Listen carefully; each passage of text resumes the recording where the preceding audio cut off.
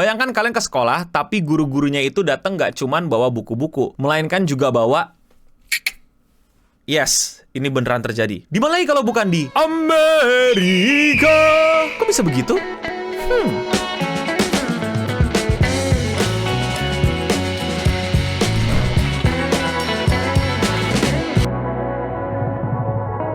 Jadi salah satu state, yaitu Tennessee, itu akhirnya meng-approve sebuah peraturan baru di mana guru boleh bawa beceng ke sekolah. What?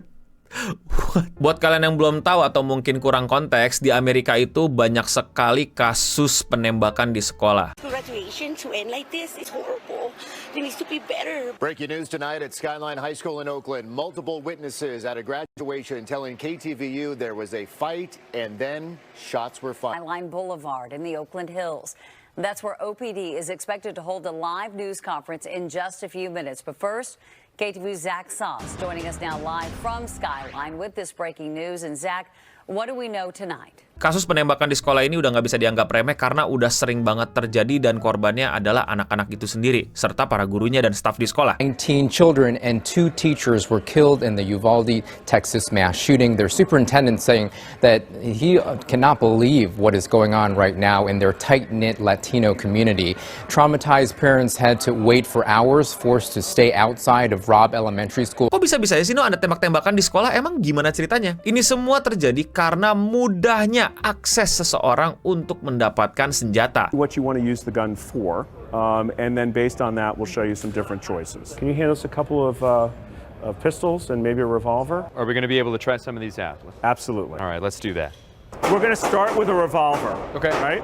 I'm going to show you how to load it. Ya, di beberapa state atau di beberapa wilayah itu susah, kayak mesti pakai surat ini, surat itu, dan lain-lain. Tapi poinnya adalah dari seluruh negara di dunia ini, Amerika adalah tempat di mana lu paling mudah untuk mendapatkan senjata bagi civilian, bagi rakyat biasa di era damai, di era yang lagi nggak berkonflik. Dan tentu saja berbagai macam faktor juga ikut berkontribusi dalam kejadian tragis ini, yaitu salah satunya pembulian. Tapi menurut gue jelas ya, masalah terbesarnya adalah akses terhadap barang tersebut. Bagaimana beceng sangat mudah didapatkan, sangat mudah dibeli, dan sangat mudah untuk digunakan juga. Dan tentu hal ini membuat banyak orang jadi takut, jadi khawatir, jadi ya gimana, bayangin anak sekolah mesti berhadapan dengan selongsong peluru. Tentara aja belum tentu bisa survive, apalagi anak-anak. Dan tebak usaha apa yang dilakukan sama lawmaker di Amerika, sama para perwakilan rakyat di Amerika untuk mengurangi atau menghilangkan total konflik-konflik ini atau masalah-masalah ini di tengah masyarakat? Membatasi akses senjata? Salah. Jawabannya adalah memberikan akses senjata kepada para guru untuk bisa melindungi diri mereka dan anak-anaknya. We are being blamed for putting guns in schools,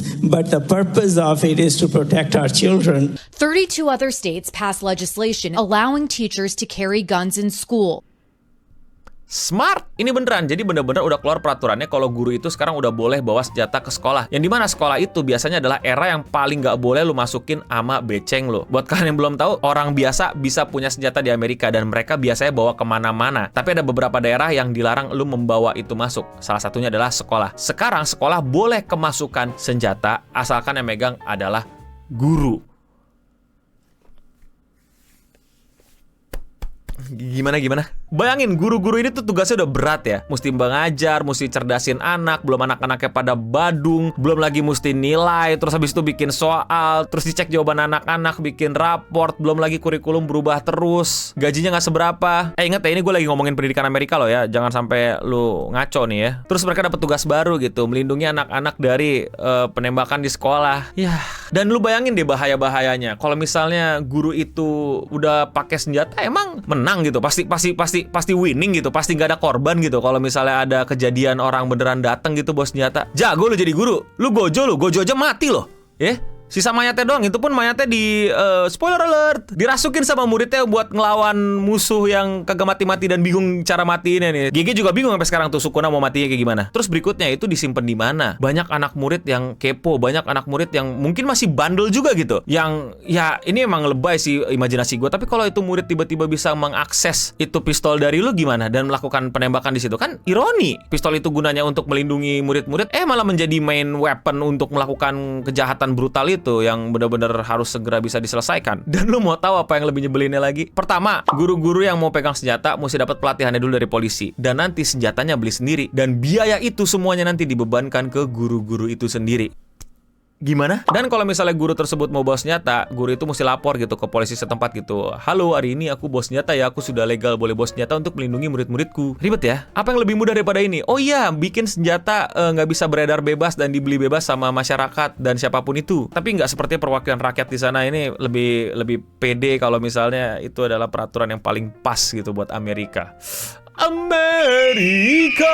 Biar fair, biar lebih adil lah, dan lu pada nggak kayak langsung bilang seluruh Amerika tolol gitu ya. Ada beberapa perwakilan rakyat yang menolak keputusan tersebut, tapi mereka kalah voting. Bahkan salah satu perwakilan rakyat itu bilang, ini ngaco banget, ini bener-bener bencana buat anak kita, buat guru kita, buat community kita. Daripada peraturan ini melindungi anak-anak, lagi-lagi peraturan ini melindungi senjata. Ada yang waras main di sana, tenang aja, tapi ya kalah suara. Ini sungguh mengerikan, ini sungguh hal yang menakutkan sebenarnya. Gue yang bacain aja jadi agak rada parno dikit gitu. Tentu saja menurut gue ini adalah hal yang nggak bener banget. Tentu untuk mengingatkan kita semua bahwa Amerika memang negara yang ekonominya nomor 1 di dunia ya, militernya nomor 1 di dunia. Tapi bukan berarti bagaimana penerapan peraturan-peraturan mereka, culture mereka, atau bahkan sampai kebiasaan mereka itu paling bener dan perlu kita tiru. Data-data di mana-mana jelas berapa banyak kejadian orang tembak-tembakan di Amerika, kematian yang disebabkan oleh tembak-tembakan. Statistiknya kebanting banget sama negara-negara lain gitu. Mungkin kalau negara-negara lain ada inflasi, ada apa gitu kan, nggak jauh beda gitu up and down ekonominya. Tapi giliran gun shooting itu Amerika top notch lah, paling atas. Dan jangan sampai sekitaran kita memaklumi hal ini. Melegalkan firearm itu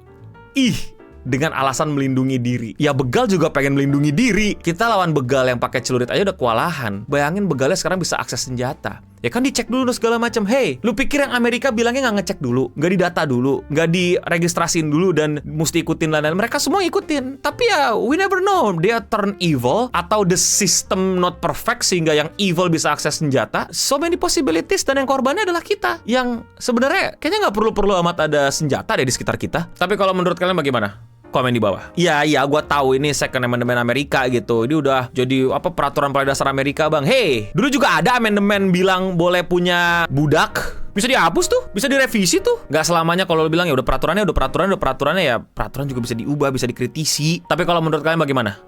Komen di bawah. Kalau kalian suka pembahasan yang agak-agak nggak terlalu Indonesia kayak gini dan kalian mau support gue, please lakuin dengan sesimpel klik tombol subscribe di bawah. Itulah dia Radio Singham untuk episode kali ini. Gue Eno Bening pamit undur diri, dan untuk kita semua, stay clean and sound.